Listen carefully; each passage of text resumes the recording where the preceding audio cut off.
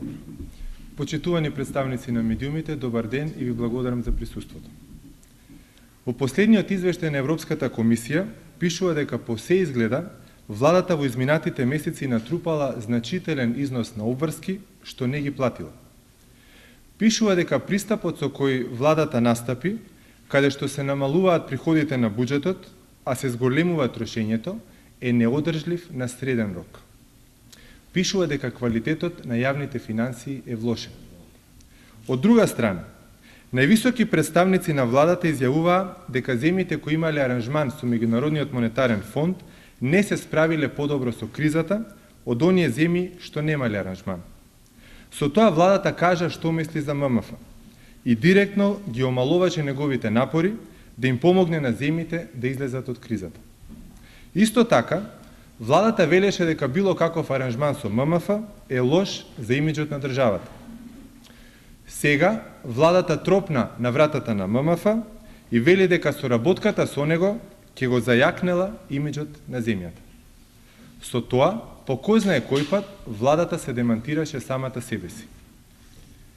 И покрај се што е напишано во извештајот на Европската комисија, и покрај сите омаловажувачки изјави на владата, Меѓународниот монетарен фонд денес сепак искажа подготвеност да го одобри барањето на владата и на Република Македонија да ја овозможи пристап до 480 милиони евра за 2 години. Со ова се покажа дека ММФ е пријател на нашата земја и се потврди исправноста на ставовите на СДСМ. Понатаму, овие 480 милиони евра од ММФ представуваат резерва, пари што треба да се користат не заради тековните проблеми, туку само ако во иднина се случи некој непредвиден шок во странство. Меѓутоа, од владата веќе рекоа дека ќе ги користат парите. Затоа ја прашуваме владата. Дали тоа значи дека владата веќе знае дека во иднина ќе се случи некаков шок, и ако е така, да им каже на граѓаните за каков шок станува збор. Владата вели дека овие 480 милиони евра ќе се користат за финансирање на буџетските потреби, вклучително и за капиталните расходи. Значи, дел од парите владата планира да ги користи за покривање на тековни расходи, односно за плати и за пензии.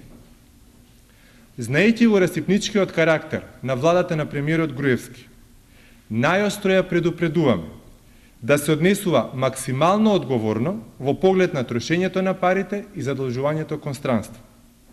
Овие 480 милиони евра да не ги гледа како лесни пари за брзо трошење.